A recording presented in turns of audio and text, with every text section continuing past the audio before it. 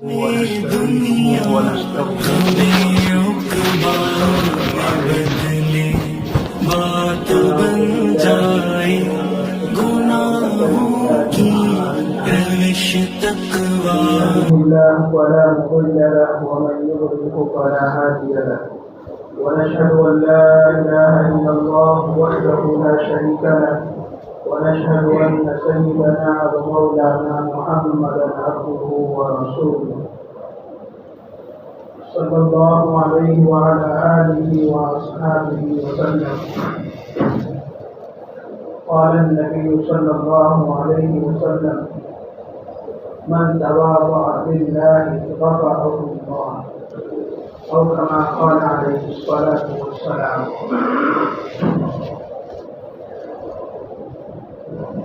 کئی دنوں سے معاشرت کے اوپر بات ہو رہی ہے کہ کس طرح ہم بحیثیت مسلمان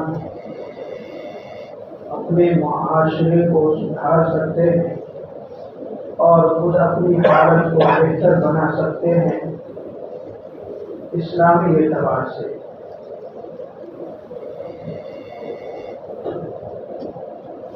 ابھی جو میں نے حدیث پڑھی ہے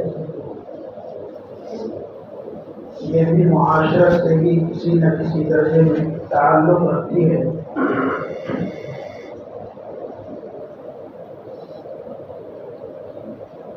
آپ صلی اللہ علیہ وسلم نے فرمایا: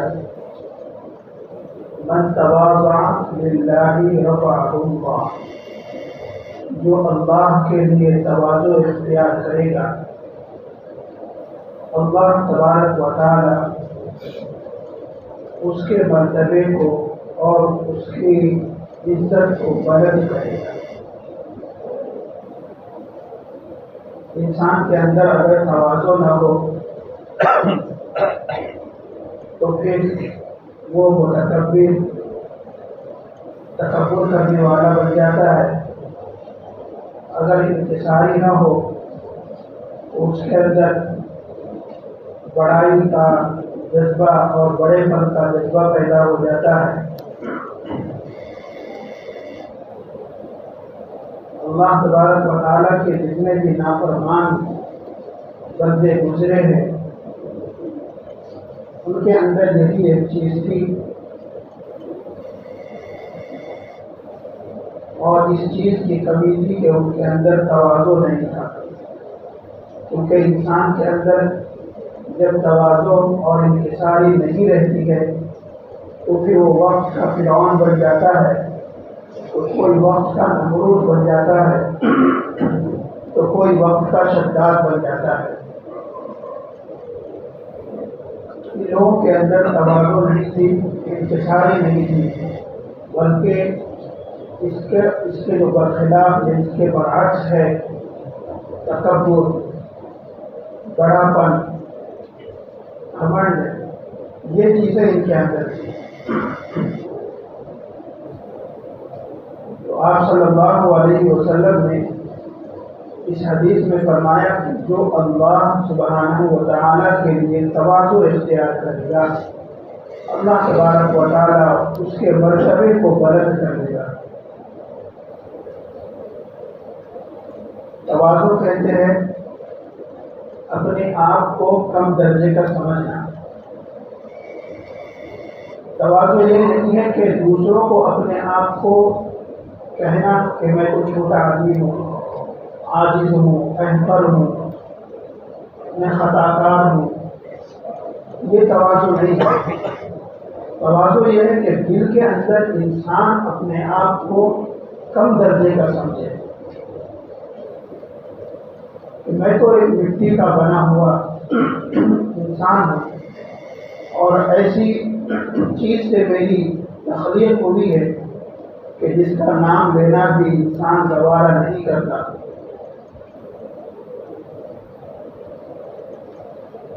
جب انسان یہ تصور کر لیتا ہے کہ میں تو کم درجے کا آدمی ہوں دل کے اندر، تو اللہ تبارک و تعالیٰ اگر اس نے اللہ کی رضا کے لیے یہ کیا ہے یا کر رہا ہے تو اللہ تبارک و تعالیٰ مرتبے کو، اس کی عزت کو، اس کی عظمت کو بلند کر دیتے ہیں، دنیا میں بھی اور آخرت میں بھی۔ شیطان کو بھی دیکھ لیں، اس روئے زمین پر سب سے پہلی نافرمانی جو اللہ تبارک و تعالیٰ کی ہوئی ہے وہ تواضع کے خلاف ہے۔ تو شیطان کے اندر جو تواضع کا برعکس تکبر ہے وہ اس کے اندر پیدا ہو گئی۔ اس نے یہ نہیں سوچا کہ مجھے اللہ کا حکم ملا ہے آدم کو سجدہ کرنے کا، اس نے ایک ہیلا اور ریزن تلاش کر لیا کہ میں تو آگ سے بنا ہوں اور یہ آدم مٹی سے بنے ہیں، اور آگ کی فضیلت مٹی پر ہے کہ آگ جب دہکائی جاتی ہے، جلائی جاتی ہے تو اس کے انگارے اوپر کی طرف اٹھتے ہیں، لیکن مٹی جو ہے اس کو اگر اوپر کی طرف اچھالو بھی تو وہ نیچے کی طرف جا گرتی ہے۔ اس نے ریزن تلاش کر لیا، اور اس کے اندر سب سے پہلے نافرمانی جو ہوئی وہ تکبر کی ہے، جو تواضع کے خلاف ہے۔ اور اس نے کہا انا خیر منہ، تو میں آدم سے بہتر ہوں، میں آدم سے افضل ہوں۔ کہ کیا ہوا؟ اللہ تبارک و تعالیٰ نے اسے راندہ درگاہ کر دیا، اپنے دربار سے نکال دیا اور اس کو مردود بنا دیا۔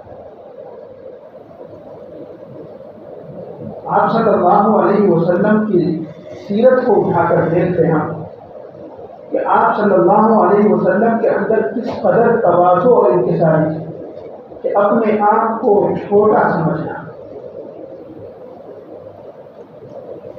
شروع میں آپ صلی اللہ علیہ وسلم جب بیٹھتے تو لوگوں کے درمیان میں بیٹھتے تھے،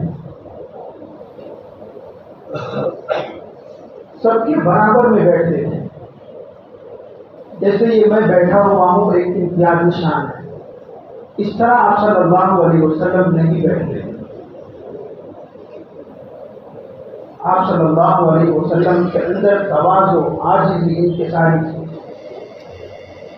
جب آپ صلی اللہ علیہ وسلم کو صحابہ کرام نے مشورہ دیا اور آپ صلی اللہ علیہ وسلم نے بھی دیکھا کہ جو نو والد لوگ ہیں، نئے آنے والے لوگ ہیں، وہ حضور کو پہچان نہیں سکتے کہ اس گول دائرے کے اندر نبی کون ہے، پہچاننے میں پریشانی ہوئی، تو صحابہ کرام نے مشورہ دیا یا رسول اللہ آپ تھوڑے اونچے مقام پہ بیٹھا کریں تاکہ آپ سب کو دکھ جائیں اور سب آپ کو آسانی سے پہچان سکیں، جو نیا آنے والا بندہ ہے وہ بھی آپ کو آسانی سے پہچان سکے۔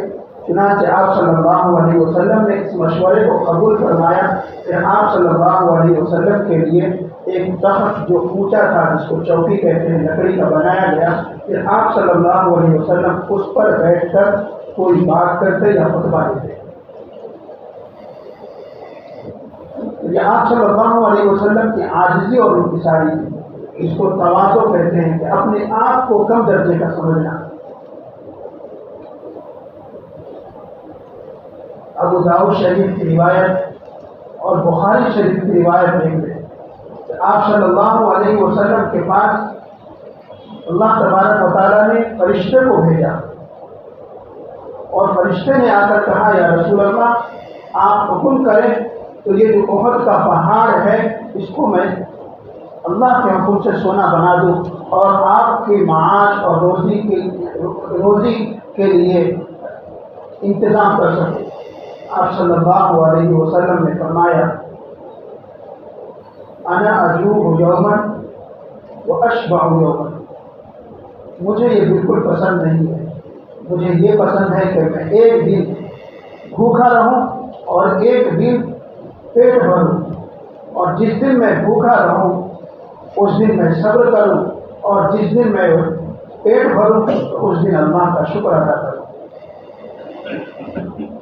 اور آپ صلی اللہ علیہ وسلم کے تواضع اور انکساری یہ بھی تھی کہ جب کوئی آپ صلی اللہ علیہ وسلم سے مصافحہ کرتا تو آپ صلی اللہ علیہ وسلم اس وقت تک اپنا ہاتھ اس کے ہاتھ میں سے نہیں کھینچتے جب تک کہ سامنے والا اپنے ہاتھ کو کھینچ نہ لے۔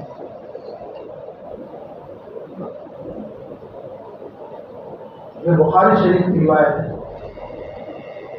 یہاں تک کہ آپ صلی اللہ علیہ وسلم سے جب کوئی بات کرتا تو آپ صلی اللہ علیہ وسلم اس وقت تک اس کی طرف رخ کیے ہوئے رہتے جب تک کہ وہ سامنے والا بندہ منہ نہ پھیر دے۔ یہ آپ صلی اللہ علیہ وسلم کی تواضع اور انکساری۔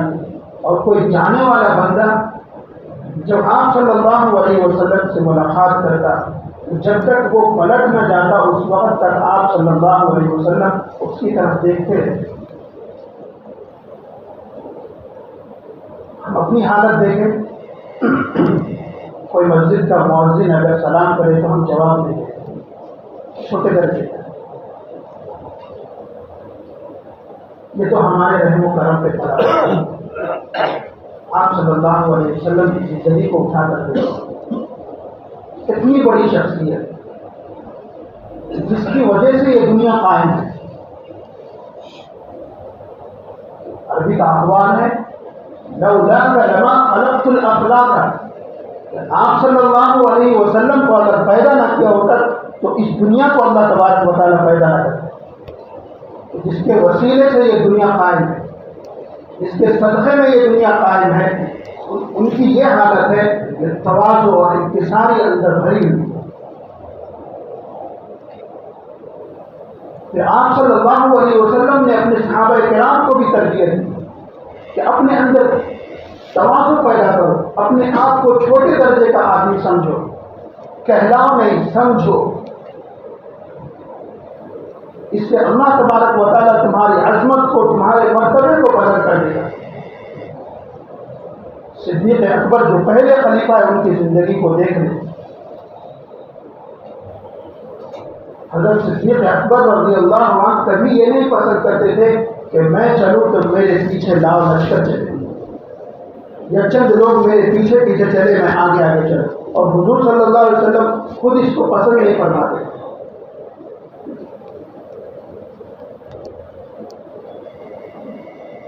حضرت عمر فاروق رضی اللہ عنہ کو کی زندگی کو دیکھ لیں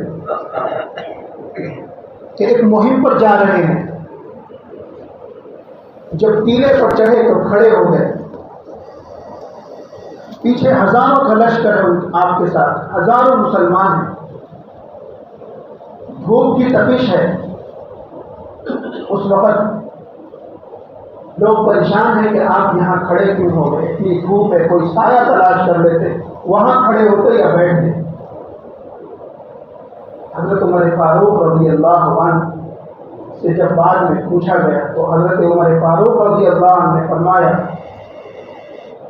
کہ آج اللہ تبارک و تعالیٰ نے جس مقام پر مجھے کھڑا کیا ہے کہ میرے پیچھے ہزاروں کا لشکر ہے، ہزاروں مسلمان ہیں۔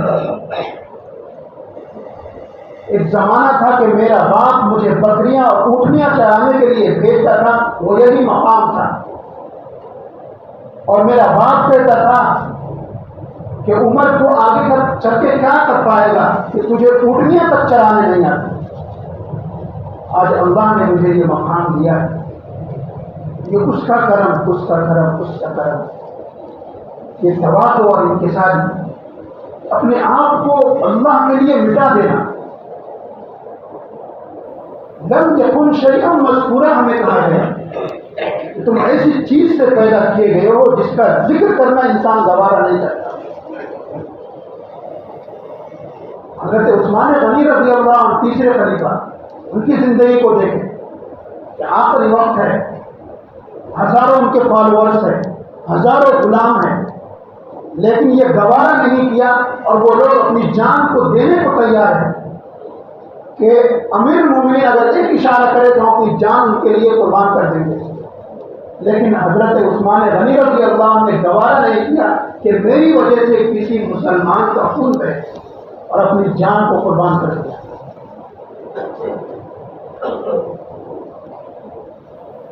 یہ صحابہ کرام کی زندگی ہے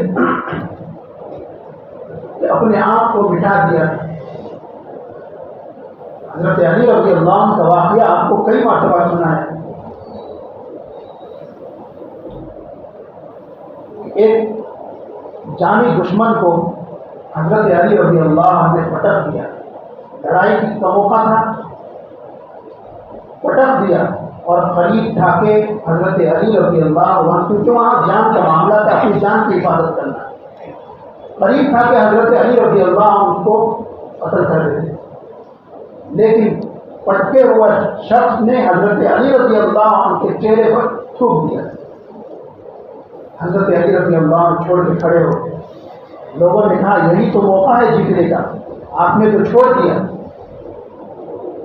حضرت علی کرم اللہ وجہ نے فرمایا کہ جب میں اس کو پٹکا تھا تو اللہ کے لیے پٹکا تھا, اللہ کو خوش کرنے کے لیے.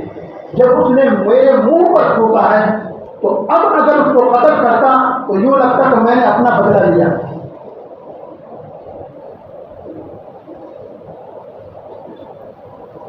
اللہ کے لیے جینا, اللہ کے لیے مرنا.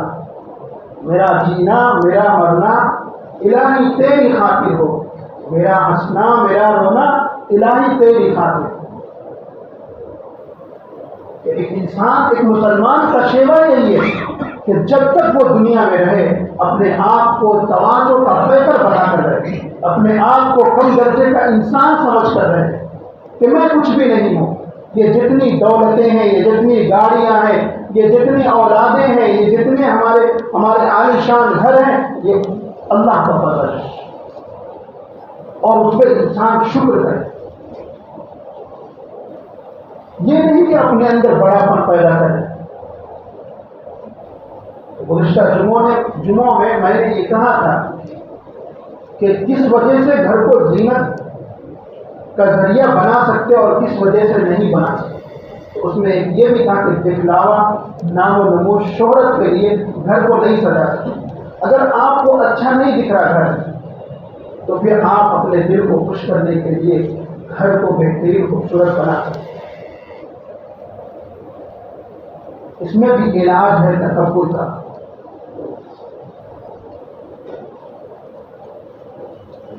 ابو داؤد شریف کی روایت اور بخاری شریف کی روایت میں ایک لمبی حدیث ہے جس میں آپ صلی اللہ علیہ وسلم نے ایک نئے آنے والے بندے کو 6 نصیحتیں فرمائی. جس میں سے ایک نصیحت یہ تھی کہ تم اپنے ازار کو, یعنی تہبند جس کو کہتے ہیں کمر سے لے کر جو باندھا جاتا ہے یا پہنا جاتا ہے, نیچے کے حصے کو تہبند کہتے ہیں اور ازار بھی کہتے ہیں. اپنے ازار کو آدھی پنڈلی تک رکھا کرو, اور اگر تم سے اتنا بھی نہ ہو سکے تو اپنے ٹخنوں سے اوپر رکھا کرو, اس لیے کہ ٹخنوں سے نیچے رکھنا یہ تکبر کا حصہ ہے. ہم آپ کتنے ریزن تلاش کرتے ہیں, نہیں ہمارے اندر تکبر نہیں, اس کو ایسی رکھتے, فیشن ہے, فیشن ہی تو تکبر ہے. آپ صلی اللہ علیہ وسلم نے جب فرما دیا کہ نیچے اگر لٹکا دیا تو ٹخنوں سے نیچے کا حصہ وہ تکبر کا حصہ ہے. اب ہم کو ریزن تلاش نہیں کرنا ہے. حضرت ابو بکر صدیق رضی اللہ عنہ نہیں پڑھتے. حضرت ابو بکر صدیق رضی اللہ عنہ نے کہا یا رسول اللہ, میری لنگی تو نیچے بار بار چلی جاتی ہے ٹخنوں سے, کیا میں اس میں شامل ہوں؟ آپ صلی اللہ علیہ وسلم نے فرمایا تمہارے اندر تکبر نہیں ہے, تمہاری وجہ یہ ہے آپ حضرت ابوبکر صدیق رضی اللہ عنہ کی لنگی پیٹ کی وجہ سے بار بار نیچے چلی جاتی ہے, تو وہ تکبر نہیں ہے.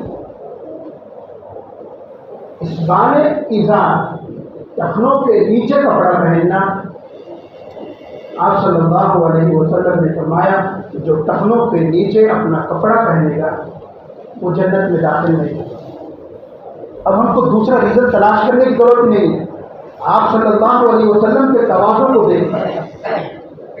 اگر اس دنیا میں کوئی کسی کے اندر اگر تکبر کی شان ہوتی اللہ کے علاوہ تو وہ آپ صلی اللہ علیہ وسلم کی ذات تھی.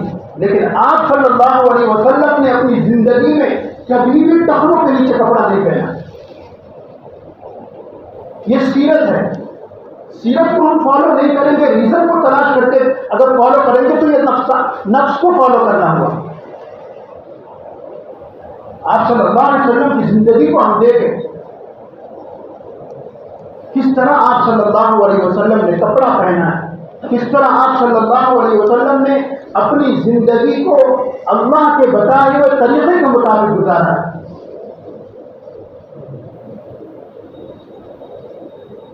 اب نوجوان طبقہ ہے معذرت کے ساتھ ٹوپی نہیں پہنتا کیونکہ یہ سنت ہے. سنت کو حقیقی سمجھ کے ہم چھوڑ سکتے ہیں؟ بتائیے. یہ سنت ہے صرف مردوں کی سطر جو ہے وہ کمر سے لے کر گھٹنوں کے نیچے تک ہے بس. اگر اتنا بھی کپڑا ہے تو آپ کی نماز ہو جائے. بقیہ کپڑا پہننا آپ کے لیے سنت ہے. کیا آپ گوارا کریں گے بدن کھول کر مسجد میں آنا؟ نہیں گوارا کریں گے. تو جس طرح آپ صلی اللہ علیہ وسلم نے نمازیں پڑھی ہیں، جس طرح آپ صلی اللہ علیہ وسلم کی سیرت ہے، جس طرح آپ صلی اللہ علیہ وسلم کے کپڑے زیبتن کیے، اس طرح ہم کو کپڑے زیبتن کرنا ہے. بخاری شریف کی روایت میں ہے کہ صحابی نے دیکھا سونا رؤوسہم علی الخنصوۃ کہ لوگوں کو دیکھا کہ وہ ٹوپیوں پر اور کوئی بعض اماموں پر سجدہ کر رہے ہیں، یعنی ٹوپیوں کے ذریعے اماموں کے ذریعے سجدہ کر رہے ہیں. جب ہم کو یہ حدیث مل گئی تو ہم کو اس سنت پہ عمل کرنے میں کیا ہے؟ اگر حقیق سمجھ کے کر رہے ہیں تو پھر آپ صلی اللہ علیہ وسلم کی وعیدیں ہیں. کسی حدیث کو یا کسی سنت کو حقیق سمجھ کے عمل کرنا یہ انسان کے برے ہونے کے علامت ہے. تو یہ کب ہوگا جب ہمارے اندر تواضع ہوگی کہ ہم تو مسلمان ہیں، ہم تو اتباع کرنے والے نبی صلی اللہ علیہ وسلم. جس طرح آپ صلی اللہ علیہ وسلم نے بتا دیا ہے ہم کو چلنا ہے. اپنے آپ کو کم درجے کا انسان بنا کر ہمیں چلنا ہے. یہ کب ہوگا کہ جب شکر کا جذبہ ہمارے اندر پیدا ہو. یہ تواضع کب بڑھے گا؟ جب انسان کے اندر شکر پیدا ہو کہ اللہ تیرا شکر ہے کہ تو نے ہمیں اس مقام پر رکھا ہے، ورنہ میں کسی قابل نہیں تھا، میری کوئی حیثیت نہیں تھی. یہ جو بھی آپ نے مجھے یہ مقام پر رکھا ہے یہ آپ کا شکر ہے، آپ کا فضل ہے. خود آپ صلی اللہ تبارک و تعالیٰ نے فرمایا لئن شکرتم لأزیدنکم کہ اگر تم شکر کرو گے، تکبر نہیں کرو گے، تواضع کا مادہ اپنے اندر پیدا کرو گے تو تمہاری نعمتوں میں اضافہ کروں گا، تمہارے کاروبار میں اضافہ کروں گا. وَلَئِن كَفَرْتُمْ اور اگر تم ناشکری کرو گے تو ان عذابی لشدید میرا عذاب بہت سخت ہے. اللہ تبارک و تعالیٰ سے دعا کرے اللہ تبارک و تعالیٰ ہمیں کہنے اور سننے سے زیادہ عمل کرنے کی